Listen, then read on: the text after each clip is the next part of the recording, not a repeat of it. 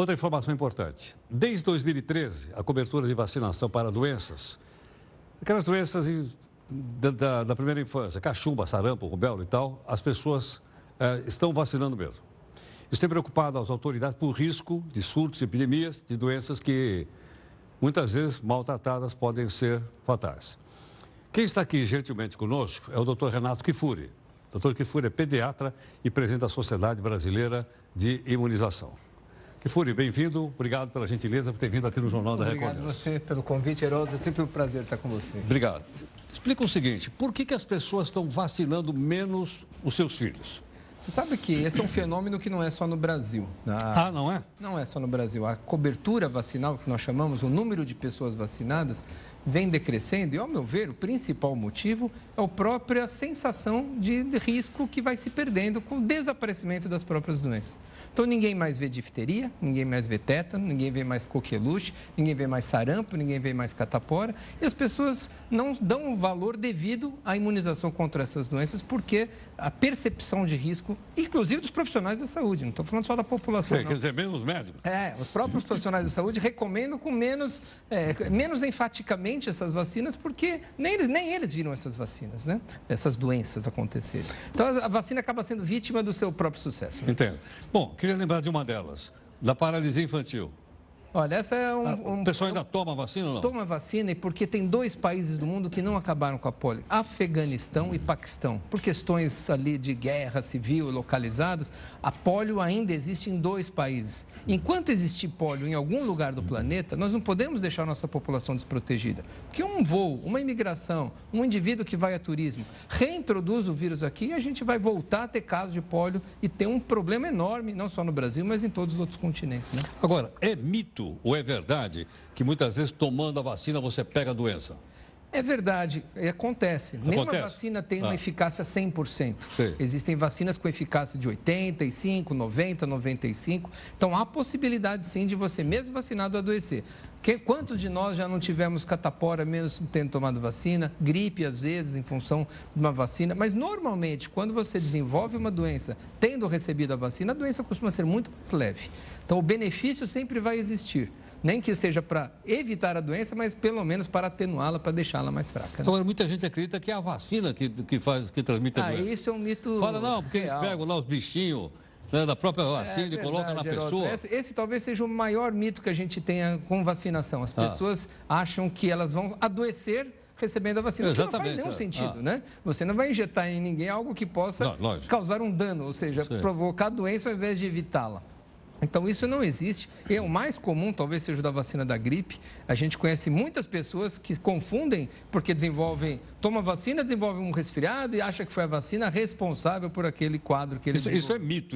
Mito. Isso é mito. É um equívoco. Vale, inclusive, para a vacina da gripe. Vale principalmente para a vacina da gripe, onde tem um principal mito relacionado a ela, né? Entendo.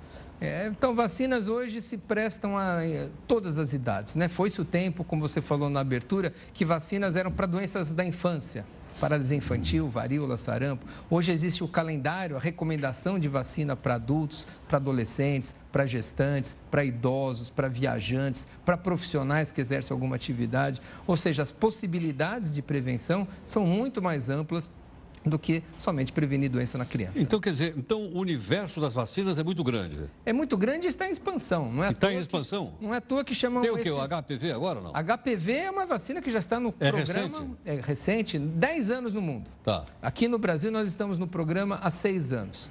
O Brasil já foi um dos países pioneiros a introduzir a vacina no programa público. E para meninos, é o primeiro país da América Latina que disponibiliza a vacina também para meninos, não só para as meninas. E é importantíssima, a vacina que previne câncer. Então, nós estamos falando de câncer de colo de útero, de câncer de ânus, de câncer de pênis, câncer de boca, de garganta, relacionados ao HPV. Você vacinando contra o HPV, você não tem infecção e, consequentemente, você não vai ter o câncer. Então, a vacina hoje está disponível para meninos e meninas de 9 a 14 anos, gratuito. É um avanço enorme, né, no nosso programa público.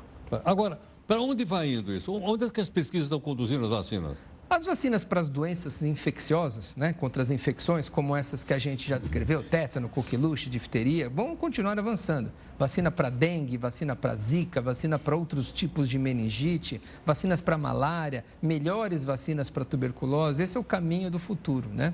E muitas outras abordagens vêm sendo estudadas. Vacinas para diabetes, vacina para obesidade, vacina para Alzheimer.